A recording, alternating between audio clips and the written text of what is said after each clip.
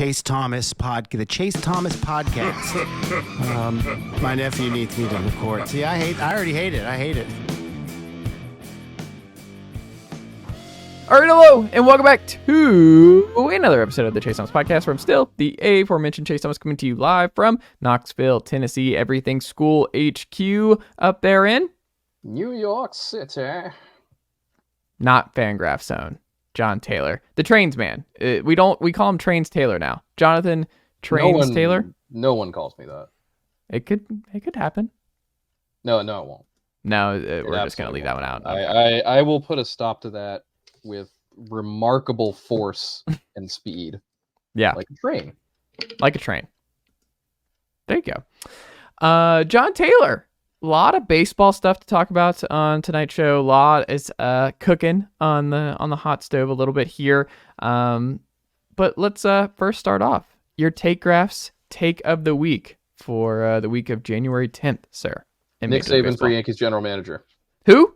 Nick Saban. Let's do it. Oh, okay. Well, I'm glad you kept things topical on this program. I'm mostly just surprised that in the wake of the single most impactful piece of college news or college football news in who knows how long, to say nothing of the departure of, a man whom I know personally loathe and wish to see sent to the moon, that there's still room to talk baseball, which is, I think, also funny because there is no baseball to talk about right now. Hold on. There's baseball to talk about. For instance, and also, we're going to talk Nick Saban on the College Ball Show tonight, John. Nick Saban's going to come up tonight. I'll get it out. And look, I respect the guy. He won a lot of football games. It's just going to make my life better in the fall because Tennessee will not be playing Nick Saban this fall, which will be nice. It'll be someone not Nick Saban. And it'll be good. I mean, look, it'll be some guy who in 3 years is going to want to jump off a bridge. So it's a tough follow, man. Following Nick Saban is, it's tough. But Jon Tayler. Yes. Speaking of Nick Saban, when we think of Alabama, there's a lot of Alabama New York Yankee fans. LA Lakers, Cowboys. There are a lot of those crossovers. A natural overlap in the Venn diagram. Mm-hmm. Which makes me ask, because I was thinking about the outfield. You obviously are quite familiar with the Alex Verdugo experience and what unfolded there. We'll see where Trent Grisham ultimately winds up in this Yankees outfield, if he's an everyday guy, just because you need the defense really bad in this outfield. Giancarlo Stanton, we talked about this offseason about what his future looks like in New York. And then you have Juan Soto, who feels like a forgotten addition this offseason. I don't think people... Weirdly. Doesn't it feel like he's just gotten completely overlooked? Hey, the Yankees traded for Juan Soto, who is still very much in his prime, an extremely good baseball player who could be the AL MVP next year, and it wouldn't be the biggest surprise in the world. He still has that kind of upside. But how does this all work, John? Do you think they will all work out together? The Yankees are going to figure out the best three? Will there be a lot of hodgepodge and moving around? Will somebody have to be moved? How does this Yankees outfield unfold? It's going to be strange because you need to play Soto and Judge every day, or at least as long as as much as their bodies will allow. And some of that is going to come at DH. But part of the problem there, as we've talked about, is you have Giancarlo Stanton at DH is kind of a immovable object, or at least an object that is movable, as long as you're willing to pay the freight for moving him. Mm-hmm. I would assume that we're going to see, to start the season, Verdugo in left, Judge in center, and Soto in right. Which I think makes sense for a few reasons. One, right field, I think is probably the best place to put Soto. It's the smallest of the three outfield positions in Yankee Stadium, which will be playing half his games. He is not a good fielder. You want to try to hide him as much as possible, and I think it makes sense to put him in a place where he doesn't have that much ground to cover. Two, of those three guys, Judge is far and away the best defensive outfielder, so it makes sense in that sense to put him in center. Three, Verdugo has to go somewhere, and left is really the only place left that makes sense for him.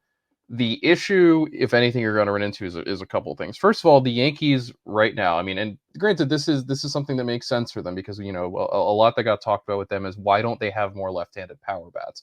Well, now they have one of the best in the business in Soto, to say nothing about Verdugo being a lefty and Trent Grisham being a lefty.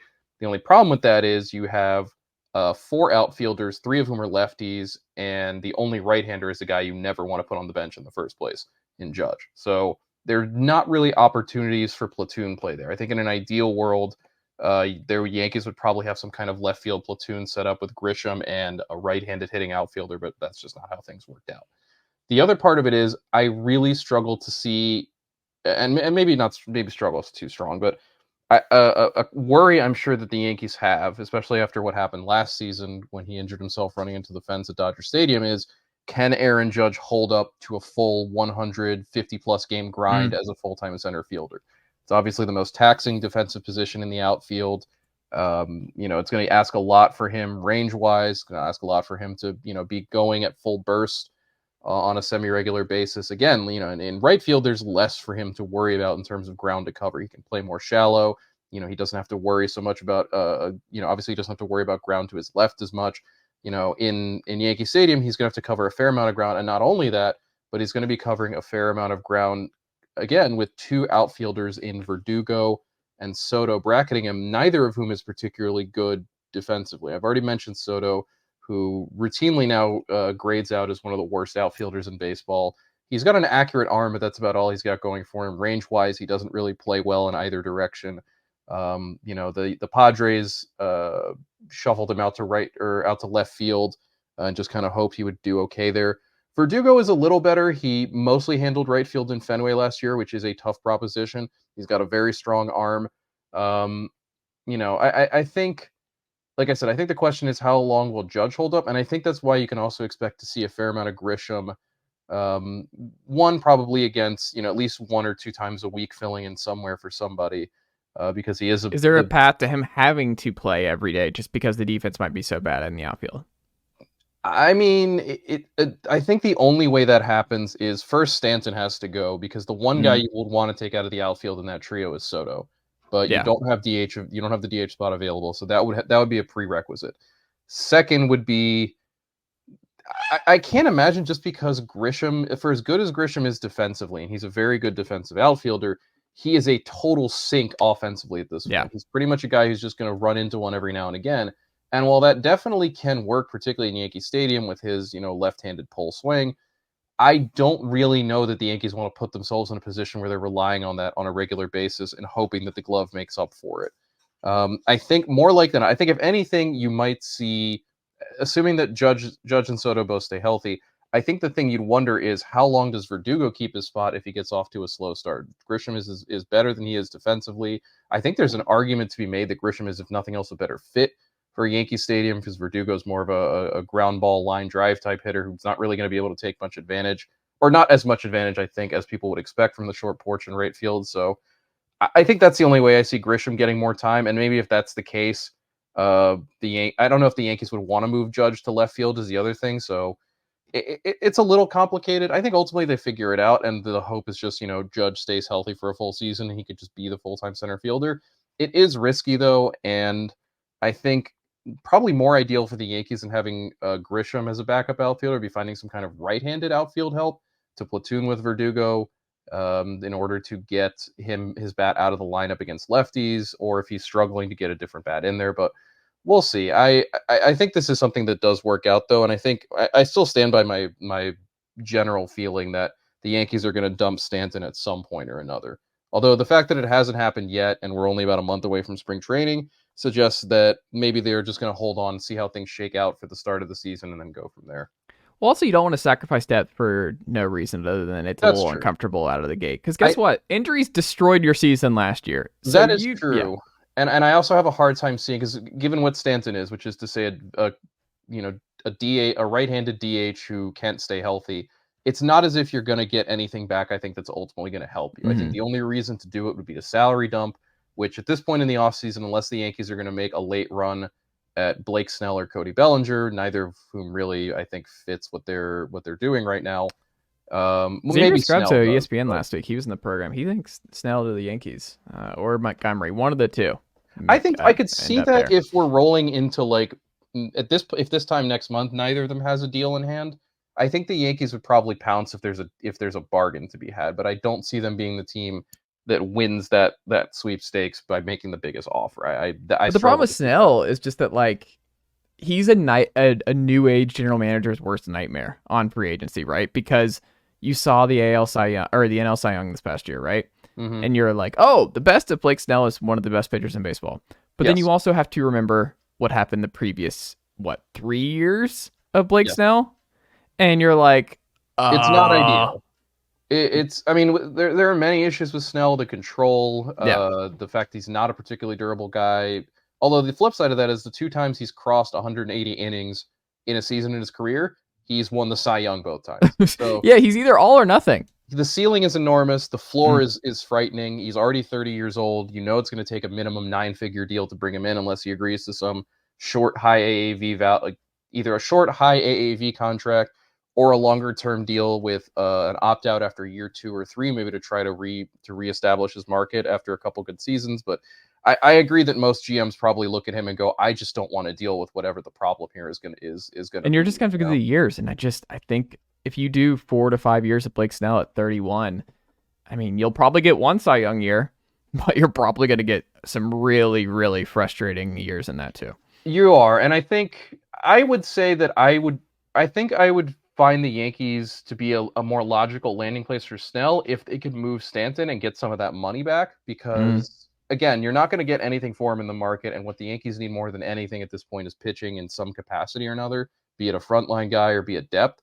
Stanton's not going to bring either of those two back. So I like you said, and I agree with you. You don't trade a guy just for the sake of trading him unless there's a really, really good reason to do it, Because injuries are going to happen in this outfield. I just feel like you have to be really careful. You have to just see how it all unfolds, and then it might be a natural one where guys get hurt, some guys just don't. Like, I just think you let this all play out. But I also wonder too, like the Verdugo stuff. Like, is that going to just be smooth sailing for Alex Verdugo in New York? Are we sure? It's funny when I saw the rumors that the Yankees are the top destination now for Marcus Stroman. There's a part of me was like, you really want to deal with that? You already have Alex Verdugo, and you want to add Marcus Stroman and his perpetual red ass to that situation? Okay, have fun. I mean, I get it, at least with regards to Stroman. Like I still find the Verdugo move confounding. I know Yankees left fielders last year produced basically nothing. They had nowhere, and with Jason Dominguez getting hurt, injuring his elbow to the point of needing Tommy John, there was no real good internal option for them to fill that position. Verdugo's only got a year of team control left. I assume this is pretty much just he's just there to fill a spot for a year. I do wonder if they would have made that move had the Soto trade come first. I almost feel like Verdugo, in a sense, was a really, be it not great, but an insurance policy in case Soto didn't happen, or in case if the Padres wanted to keep Grisham for whatever reason, because I do think ultimately it would make more sense to have Grisham be the starter than Verdugo. But at the end of the day, they're both pretty much league average bats who can contribute something defensively. So I don't know that the Yankees really lose anything going with one or over the other. But like you said, I don't know. I don't know if Alex Verdugo is a fit in New York. I don't know if he's already seemingly punched his ticket out of town with 2 different organizations now. Both of whom had a lot invested in him, neither of whom were seemingly willing to put up with what he brought otherwise. So, but I think in New York, the calculus is probably, hey, it's just a year.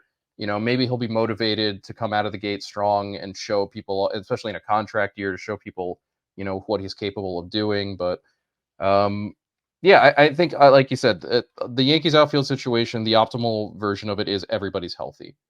Too much not being able to find playing time for guys is pretty much the best problem you can have, because it means everyone's healthy and everyone's producing. So, I am just skeptical that they get that full season out of Aaron Judge, particularly with him having to play center on a full-time basis. We'll end it on this. Your prediction on who gets the most starts in left, who gets the most starts in center, and who gets the most starts in right for the Yankees this year. Verdugo, Judge, Soto in that order. Okay. I think. And that's assuming everyone stays healthy, I think. And that's a good deal. If that's what happens, the Yankees are probably going to have a really good year.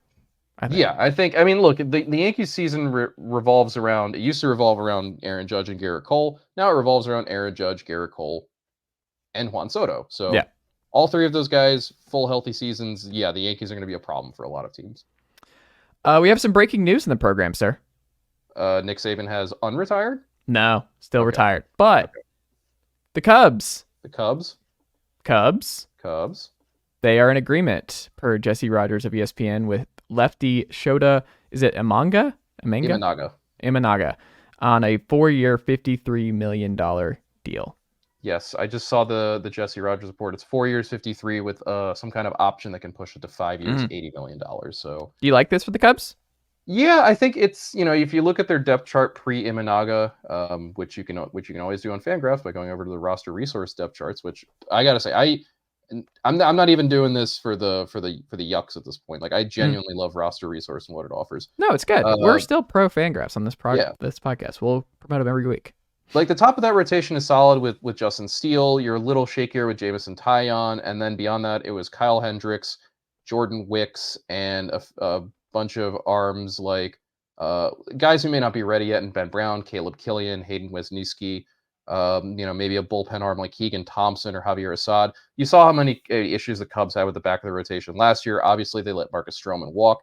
The funny thing is, I think they've replaced him in more or less someone similar in Imanaga. For those who don't know, the second best Japanese pitcher available this offseason behind, obviously, Yoshinobu Yamamoto. The main difference being that Imanaga is 30. He does not throw particularly hard, tops out around 91, 92. Has some good secondary stuff, but nothing. I mean, the stuff is nothing on the level of Yamamoto's, but there are maybe like 5 to 10 pitchers alive who have stuff on the level of Yamamoto's. So that's obviously, that's not an insult by any stretch. And he has phenomenal control and command. You saw him pitch a little bit during the World Baseball Classic. He looked good. I think he pitched particularly against Team USA. He looked very good in that one. I think the concern you have with Imanaga is a few things. One is the age. He's already 30. You're not, these aren't peak years you're going to get. This is, the beginning of the back half for him. The second, as I mentioned, the velocity. 91, 92 is, I think usually, and I'd love to read more and study more about this, but I kind of have the personal feeling that if you're throwing under 93 on the regular, your life, like obviously your life is just that much harder, but I think it really sets a hard ceiling for you as kind of a mid to back rotation starter because, obviously if you throw 95 and you miss your location, you'll be okay more often than not. You miss your location throwing 91, that ball's going 450 feet. And that brings me, I think, to the biggest issue I find with Imanaga is he is a major fly ball pitcher, which worked out okay in Japan because there aren't a lot of big-time power hitters in NPB. A lot of those stadiums are rather big. Going to be more of an issue, I think, against major league hitters in Wrigley Field in particular. So I would temper my expectations. I think more likely than not, he's going to be something along the lines of a 4 ERA guy with probably about a strikeout per inning. The thing you can probably feel good about is he's never had any significant health issues, so I think you can feel positive about penciling him in for 160 to 170 innings. The command and control, like I said, will be there, so you're not going to be worried. If he's going to give up home runs, I think a good number of them are probably going to be solo shots, which you can always live with. A lot of it is obviously just going to be the adjustment period that every Japanese player has to go through, and Japanese pitchers in particular, going from a six-man rotation to a 5-man rotation. The Cubs do not have the starting pitching depth in order to do a 6-man rotation unless they want to give innings to, like I said, Assad or Keegan Thompson, or if they want to maybe do, some kind of, let's give a little bit of time to Wesniewski or Brown or Killian. But I think if nothing else, Imanaga is a very good mid-rotation option, a guy who gives them some depth in a rotation that really needed it. And again, being the NL Central, Yamamoto would have been the better get by far. But, this is a Cubs team that looked pretty good up until the last 2 weeks of the season. Got a new manager in Craig Counsell, has for the most part kept the roster intact. Obviously, what they do to replace Cody Bellinger is a really big question. They haven't really answered so far. But at the same time, I like adding Imanaga. I like what he brings to that rotation. And you can't really argue with the cost, $453. I mean, that's barely $13 million a year. When Seth Lugo and Michael Wacha are pulling down $15 million, $16 million, when Lucas Giolito is getting a deal that's going to pay him $40 million if he's absolute trash, it's hard to say no to a guy like Imanaga, even if the ceiling doesn't feel that high. But, we never know either, because again, it's, Japanese pitchers can surprise, especially, given how little we've seen of them here in the United States. Well, it's also just like, hey, we've been wondering all offseason. We're like, hey, Cubs, what you doing? What are y'all doing? Like, the NL Central is just right there. And look, I understand the Dodgers and the Braves, two juggernauts, and Diamondbacks just made the World Series. What are you doing? Like, it can be done. You have a good team. There's no reason for you not to be operating at this point in your retooling to not be going deeper, to not be spending a lot of money, to not be challenging and going for it in a weak division where you're the favorites. You should be going into next year. And look, man, baseball happens, and just you can't be scared, especially in the market like Chicago. It's time. Like, it's time for you to go all the way in. Shota is not a big 453. It's fine, but it's worthwhile. It's good. Makes the fans happy. But it's also like Cody Bellinger should just be a Cub again. Like, he was good for you. Just bring back Cody Bellinger. You're a big market team. You just bring him back. You know what you also do? You sign Rhys Hoskins, who they've been linked to. You know what else you do? And this was something like Foul Territory was talking about on their pod, where it's like, well, they're engaged. Like, what if they do all that? Because that's still in play. Like, how if they end up signing Shota here, Bellinger, Hoskins, Chapman, not Araldis, and Jordan Montgomery. I mean, that's a really, really strong offseason. That's not going to break the bank, but will add a bunch of depth and quality pieces around a good young group and a team that should be right there to win 90-ish games. I don't know. I just think that's still in play. I'm very, very curious now if this is a sign of more activity from the Cubs, because there should be activity. The Cubs fans need to be pressuring this organization. Needs more activity. I agree with you completely, and Michael Bauman wrote this for Fangraphs back at the start of the month that, the Cubs had slow played the offseason so far, which if you're a Cubs fan, you probably don't love, but at the same time, as you just mentioned, Blake Snell's still on the market, Jordan Montgomery's still on the market, Bellinger's still on the market, Matt Chapman is still on the market, Josh Hader, for whatever reason, the Cubs want to add a bullpen piece, although they got very, very good work out of Adbert Alzolay last year. There is still room for them to make moves, and one thing Michael mentioned in particular I think is worth noting. The Dodgers have likely spent their last offseason dollar, at least their last major offseason dollar, in getting Teoscar Hernandez. The Braves are done too. The Braves are done. I think it's pretty safe to say the Yankees are probably done with free agency. There aren't really many contenders still out there with either holes or money to spend. Meanwhile, the Cubs, even with adding Imanaga now, depending on how things are calculated for luxury tax purposes, obviously, still have about $40 million or so before they hit the first CBT threshold. So there's still plenty of room if they want to make even two major signings. And I think you're right. If they come out of the next month or so, you add Matt Chapman, because right now third base is being held down by Nick Madrigal, and I cannot imagine the Cubs feel Chapman feels like a definite to me. I'm just penciling him in. That'd be weird if he does not end up in Chicago. Or you add Rhys Hoskins to displace Matt Mervis at first base. I know Hoskins is a brutal defensive first baseman, but I think there are real questions about whether Mervis can hit enough at the major league level to make him a viable starter. Add Chapman, add Hoskins, maybe get a one more arm in there somewhere. It doesn't have to be Snell. It doesn't have to be Montgomery. I don't really know who's left beyond that, but Stroman. I would imagine the thing is Imanaga and Stroman are they're basically carbon copies of one another, except for the ground ball fly ball difference. Then I'm pretty sure this closes. I mean, I think the door was already closed on Stroman returning to Chicago, but I think this pretty much eliminates it.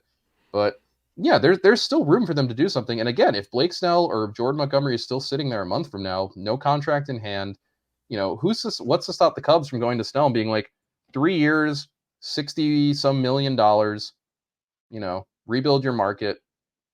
You'll still be in your early to mid 30s when you leave and get one final payday. And now you can be at the top of this rotation that at that point too would feel like a genuine NL Central favorite. Yeah. And it's worth noting too, for as much as we make fun of the NL Central, the Cardinals, the Cardinals, Brewers, Reds, and Cubs, I think will all be somewhere in that 84 to 88, maybe even 90 win window. So depending on what the Cubs do over the next month. But that's what I'm saying, that it does not take a lot. It's not going to take a lot to move you out of that group. It's not like you're staring down a 95 plus win team in your division and going, well, even if we add all these guys, are we still good enough? Add one of those guys, and you might already have enough to separate yourself from the pack. Add two of those guys, you are probably definitively ahead of the pack, because we know the Brewers aren't going to make any more big moves. It's a pretty safe bet the Cardinals aren't going to do anything more at this point. Similarly with the Reds, they've already declared that they are done making major moves. So the rest of the offseason is really in the Cubs' hands as to what they want to do. They can pretty easily, with just another couple moves, easily set themselves up to be the favorite in the NL Central, I think. And I think Imanaga is a good start on that process. It really feels weird, by the way, to talk about a team starting its offseason in mid-January. This has been a very strange free agency period in that regard, that so much seems to have taken so long to happen, even with Ohtani coming off the board relatively early. Absolutely. Your old friend, though, speaking of the Cardinals, they hired Chaim Bloom this week, sir. What do you make of the Cardinals bringing in Bloom? Sure. I mean, I like the fact that major league teams essentially have like a sinecure program for failed general managers to just be advisors or assistants or whatever it is, Hmm. the whatever make work title they want to give them. Yeah. I imagine what he will do in St. Louis is probably closer to what he was doing in Tampa Bay, which is to say probably more focused on the player development side of things, the draft side of things. That I think without question was the strongest part of Heim Bloom's Yeah. resume in Boston. I think clearly when it comes to free agency, he did not really seem to have a very strong grasp on how to operate with that. Well, he's in a good I spot for that now. He isn't. That's the thing. He is in a good spot in St. Louis, a team that rarely bothers with free agency, that almost never goes after top targets. It prefers to Had do the more best of it. fans in baseball that many forget. People are talking about this. Hmm. I think it makes sense to add him, especially given that St. Louis's player development has not been the strongest of late. Particularly, they have a few high end prospects. Tink Hence, who's the other? I mean, they moved one. They got one of the pitchers they got back from Texas. Uh, Sorry, I'm blanking on names now. But either way, it's a fine farm system, but not the strongest in the entire world. Obviously, per Fangraphs 2023 updated farm system rankings, they had St. Louis 17th overall in baseball. Fine. I imagine again that the goal for Bloom there is going to be help, come in, give us a new set of eyes there, in an area where we need to improve, especially because again, free agency not an area the Cardinals really do much work in. Like the Sonny Gray contract was a real surprise in that regard, but I think it'll be fine for Bloom. I have a hard time seeing him getting another GM job, but stranger things have happened, and if nothing else, the Cardinals get to benefit from a guy who was integral to Tampa Bay's success. So you can't forget that either. No. And I just look, I just want to know who wins the post Red Sox bump. Is it Ben Cherington or is it Heim Bloom? It's something that I can't wait to monitor in the NL Central over the next couple of years. I was going to say all the failed GMs just go to the NL Central and hang out there. Yeah, because it's a great gig. You never get fired. You just can hang out. The expectations are low. You get long-term job security because it's like, hey, go rebuild the farm, and then I'll check back and we'll see where you're at in 6 years. And hey, good luck. Yeah, I think. I mean, and look, again, it makes sense for Bloom to be doing this because what's he going to do otherwise? It's not like he's Well, going we'll to go. also find out maybe like if it was a Red Sox ownership issue or was it a Heim Bloom issue? Like we still, because of everything looming over Red Sox ownership right now, Heim Bloom is an interesting test case here. Well, we'll see how different Breslow is over the next couple of years, but I also just kind of am curious if Heim Bloom gets real power in the St. Louis front office and maybe he eventually takes over, whatever the case may be. I'm just very curious to see those two because it's easy to forget. I mean, obviously know this better than you might, John. Like it was a big hire. It was like Heim Bloom. Like it's not like the Rays have a lot of bombs when you leave the Rays organization here. And I think there were a lot of people who were like, oh, did they get their Andrew Friedman like the Dodgers? And now you have this smart team builder and he can find and draft these guys and develop this Red Sox farm while also having the money to spend in this organization. And people thought they were going to have both when Bloom came in a little bit. There was a lot more optimism about Heim Bloom years ago now, but I don't know. I'm just kind of curious about it. I mean, I'm curious too. I think I doubt again that he ends up in charge of a front office again, but I'm willing to bet that Ever? Yeah, I think regardless of what ownership did or didn't do in Boston, and I think they're to blame for a lot of what happened. It's pretty clear that Heim Bloom isn't good at building a major league roster.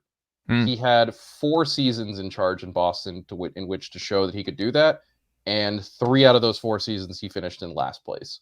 Yeah, that's a tough one to shed. So I would be genuinely really surprised if he gets another chance to do that, but I think it makes sense for him to be involved in a front office in some capacity, especially also in a non-public facing role. I think he did not really excel at that part of things either, having to deal with the press, having to be kind of the public whipping boy for a lot of the decisions that did or didn't get made. So I think it's better for him to be safely ensconced in St. Louis and just be able to focus on player development and scouting and farm system stuff. And I think that's where his strength lies anyway. I agree. Jon Tayler, this is something that might piss off some Mets fans. I have a question for you. Mm-hmm. Buy or sell? The Nationals could win more games than New York Mets next year. I don't think it's as crazy as some people might say. Like their knee jerk thought is on No, I this. mean it's not entirely crazy. I mean, how far apart did those two teams finish in the standings last year? I think if you ask the average baseball fan, they would be like, "Oh, clearly the Nationals were like 20 games worse," and it's very close if I The remember Mets were correctly. only 4 games better than the Nationals last year. Yes. Like that's not nothing. That is a rather insignificant amount. I would put the odds of the Mets being better than the Nats at like a solid, I think, 75%.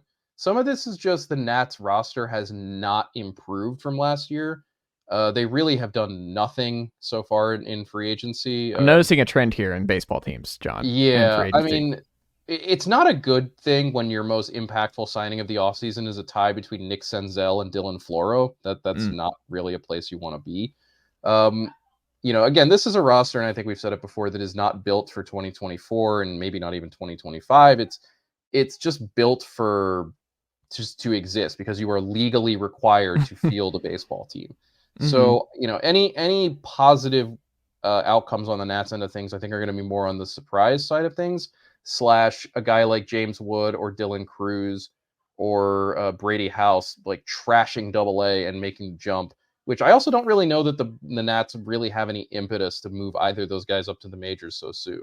Why start the clock for a team that's probably going to finish with 90 plus losses? By probably, I mean almost certainly going to finish with 90 plus losses. Whereas the Mets, I don't think they've had a particularly great offseason. They've been weirdly quiet and not really done a whole lot expensive. But it's a better lineup, I think, for the most part, or at least it's a better top half of the lineup. The back half of the Mets lineup is really a problem, and I don't really understand the lack of urgency to get another bat there. I think it's a better rotation, no question about that. Even though I don't really, I don't know, I don't like betting on Luis Severino or Sean Manaea, and it should be a better bullpen overall. To say nothing out of, I expect the Mets. The Nats are in a position where if things aren't going well, that was always the plan in the first place. They're not going to make Mm. additions during the season to make themselves better. If anything, the expectation would be that any of their existing or still extant like veterans or guys getting closer to free agency, or a guy like maybe a Joey Meneses, or if they can get anything for Victor Robles, or if they can get anything at all for Patrick Corbin, they'll move them and they will almost certainly become worse in the process. Whereas the Mets, unless they are fully planning on just not trying this season, I think there's a very good chance that the Mets make moves during the season because they are going to be at least from the start of the season ostensibly trying to compete. Maybe by the time August rolls around, if the Mets are below 500 past the deadline, didn't make any moves, then it probably becomes an open question of, okay, actually, are they going to finish higher than the Nationals? But I think as it stands now, I expect the Mets to be better. I think the sad thing is I don't expect the Mets to be that much better, though. Again, you look at this Mm. roster and it feels very 500 right now. With not just 500, but also with a real high possibility if injuries hit. And there are a lot of guys here who are, uh, particularly I'm looking at Starling Marte and the great majority of that rotation. If injuries hit those guys, this is going to get ugly in a hurry. So, Yeah. I That's wouldn't be why I don't surprised. think, like you said, I like the 75%, where it's like 75%, I'm sure, but like there's a 25% chance where there's some injuries and Yeah, I it mean, could I get guess ugly in a hurry. I guess that's a good way of putting it. There's a 25% chance that the Mets completely fall apart, Yeah. even worse than they did last year. So, and again, it was only 4 games separating those two teams in the standings by the end of the year. And I don't So, think there's a path to the Mets being better than them. I mean, maybe the Marlins, but I definitely could not the see it. Phillies and the Braves. I could see it if there are injuries on the Marlins side, particularly pitching wise. Yeah. Especially because the Marlins too are a team that has done next to nothing this Well, offseason. hold on. They also hired the very handsome Gabe Kapler as assistant GM, and they also made the pivot to, hey, remember that team up there in our same state? What if we did two of those? I don't think the Marlins have signed anyone to a guaranteed major league contract this offseason. Is it just like the Spider-Man meme of them and the Baltimore Orioles? Just It really is taxing, to say the least, to think about how many teams have more or less sat the offseason out. yeah. Especially a Marlins team that finished above 500 last year, got lucky in the process, but it's not hard to squint and see this being a contender. And instead, they just kind of were like, "What about more Avisail Garcia?"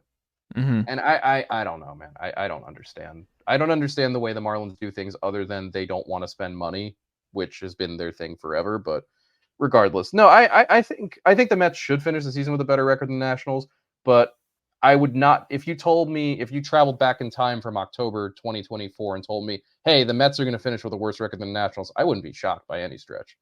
Yeah. Final one here, and we'll save some stuff for next week too, sir. Let's do Robbie Ray to the Giants. Mm-hmm. Teoscar Hernandez to the Dodgers. What do you think will be who will end up being? Because part of it, Robbie Ray, I don't what, midsummer, late summer, Robbie Ray's gonna be ready to go. Think so, yeah. But either way, Robbie Ray to the Giants or Teoscar Hernandez to the Dodgers. Which one do you think will be ultimately more impactful in 2024? Teoscar for sure. I mean, the Dodgers. If you're looking at that roster post Yamamoto, I think the feel was there. Still a couple things they needed. More rotation depth is obviously ideal. I'm not in love with their infield situation, particularly the just total trust they now seem to have in Gavin Lux as a shortstop. Yeah. To say nothing of, I don't think Will Muncy can play third base. I'm really, really curious to see how that works out. But that's the Dodgers thing of like, hey, you remember that thing you like doing? Guess what? We're gonna put you here. We're gonna try you here. Like that's the one negative, I guess maybe you could say about the Dodgers is that they have this cachet for whatever reason where they're like, we'll put you where we want you. We will want to move you. So I think the big thing that was still missing with the departure of JD Martinez was a power hitting right-handed bat. And I think Teoscar Hernandez fits that profile perfectly. For starters, it lets you get Chris Taylor out of a full-time starting role, which is I don't think he's suited for, and more into a utility role that I think he's better suited to play. Second, it means you can decrease playing time, ideally for Manny Margot, who is, I think, going to be the weak side of a platoon with Jason Hayward, but because of the fact that he's a right-hander, probably would have been in line for more playing time elsewhere. Now I feel like this lets you just keep him strictly in that platoon role and as a defensive replacement, which is what he's best at. But more important than anything, it is just having that steady right-handed power in the lineup in Hernandez. A guy where even when everything, and look, there are things about Teoscar Hernandez that worry me, in particular that he will swing at anything, quite literally anything you throw him. And looking at his Baseball Savant / Statcast percentile rankings on what used to be the lollipops, and I guess now they're bars. Kind of funny. 13th percentile in chase rate, 3rd percentile in whiff rate, 9th percentile in strikeout rate, 13th percentile in walk rate last year. You don't need me to tell you that's bad. I don't know that there's any fixing that. I think that just is what Teoscar Hernandez is. But for a one-year deal with a huge chunk of that deferred, and when you're optimizing his placement in the lineup, which is to say left-handers and righties who do not have good breaking balls or because that has been his number one weakness by far is spin and break, sliders in particular, just murder him. Bench him against righties with good sliders, put him in there in the lineup against lefties, soft tossing righties, guys who only have fastballs. You're going to get a really good season out of Teoscar Hernandez. So I like that move a lot for the Dodgers. It's very nice for it must be really nice to have a team that can just do that kind of stuff. Ray to the Giants, I don't really see him making a significant impact this year. I think maybe that's a guy where he pitches the last 6 weeks of the season and gives you a few starts and with an eye toward maybe the postseason if the Giants can get that far. But that move, dealing Mitch Haniger and Anthony DeSclafani for Ray, was more about just chopping salary going forward for Seattle mostly, but mostly just about getting out of Mitch Haniger's deal for the Giants, a deal that just had not worked out. To say nothing of a guy in DeSclafani, who I think they ideally viewed as a back of the rotation guy with swingman capacity, didn't really work out in that sense. I imagine for the Giants too, there's probably that feeling of, hey, if he comes back healthy, that's a former Cy Young winner we have in the second half of the season. It's risky, and I don't think it's a particularly good sign of where the Giants are, that's the kind of bet they're making. But he could definitely make an impact. I just don't see it being anything close to what Hernandez is going to offer to the Dodgers. I also Robbie Ray is probably like a fine like if he was healthy all year, I think that's like we would look at it as like it's so easy. He's another one like the Blake Snell where it's like this dude won a Cy Young a couple years ago, and you could see it's not far off from Blake Snell in terms of the floor and the ceiling. And hey, maybe, and the Giants have a good track record of resurrecting these guys. DeSclafani, who is out in the deal, he's had some injury issues, and was just not good when he came back. But we'll see what he does in Seattle. But either way, I think both will actually end up being positives, and I think Robbie Ray, like I could see him having a good run in San Francisco for however long that is, and Teoscar Hernandez just being a fine pickup for the Dodgers as well. Yeah, and I think that's a good point with Ray, is that he is also a 2025 and beyond move, because he's still under contract for another.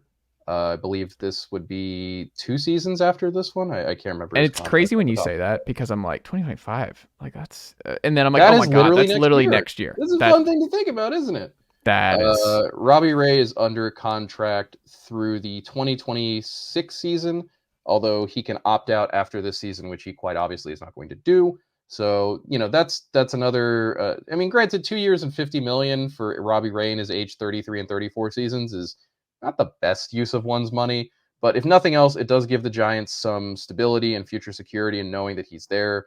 They could obviously also spin him off again as a salary dump going forward if they want to, but it does give them some rotation depth going forward too. There you go. Well, that's all I've got tonight for this edition of the MLB show here on the Chase Thomas podcast. Jon Tayler, still some other stuff we got cooking for next week, and we have all kinds of content each and every week. I would say we're getting to the point where we're gonna start talking like team previews and stuff. We are getting closer to that. That's why, again, I saw a tweet today. We are now closer to the start of the 2024 season than we were to the end of the 2023 World Series. We have crossed a very important point here, people. Doesn't feel like it. It's supposed to snow here on Tuesday, I think. Oh, that's doesn't fun. feel like baseball's around the corner, but it's not that far. It is right. It is coming, but it'll be here before you know it. What a time to be alive. Jon Tayler, always a pleasure, and I'll talk to you next week. Sounds good.